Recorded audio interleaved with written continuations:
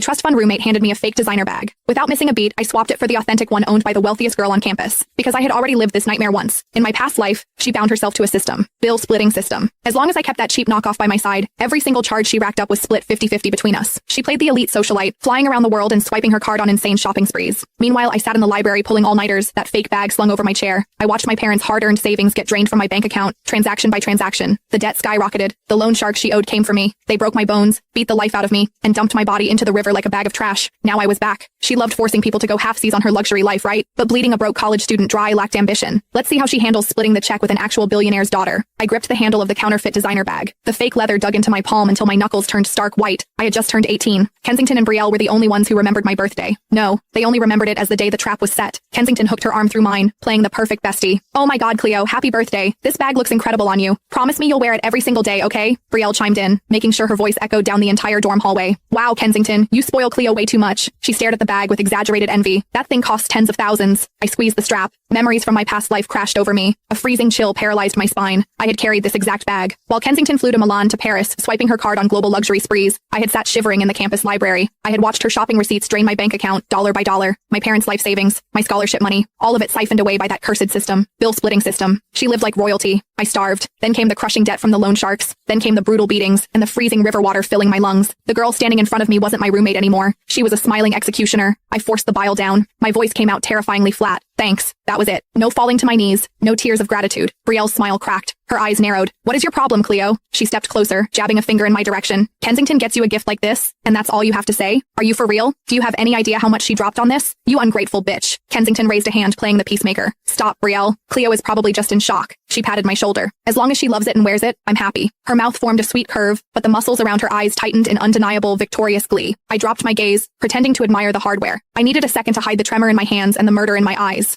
My phone screen lit up against my palm. A news alert popped onto the lock screen. Florence, daughter of the state's wealthiest tech billionaire, to attend the university's charity art gala this weekend as a VIP guest. My pulse hammered against my eardrums. Florence, the heiress. In the attached paparazzi photo, she wore a couture gown. Slung over her shoulder was a bag, a six-figure, limited edition piece, the ultimate flex of untouchable privilege. It was the exact same brand, the exact same model, the authentic version of the cheap fake I was currently holding. A reckless, borderline psychotic plan clicked into place. Bleeding a broke scholarship student dry was child's play. Let's see how she handled splitting the check with the actual daughter of a billionaire. I tipped my head up, curving my lips into a faint, paper-thin smile. Kensington beamed back, soaking up what she thought was my pathetic gratitude. My fingernails dug half-moons into my palms. Not this time. The next day, I walked back into the dorm room with the knockoff slung over my shoulder. Kensington and Brielle were doing their makeup, whispering huddled together. They traded a smug, loaded glance the second I walked in. I ignored them, making a beeline straight for Dakota's desk. Dakota was a total clout chaser. She constantly drooled over Kensington's designer stash, desperate to claw her way into their little inner circle.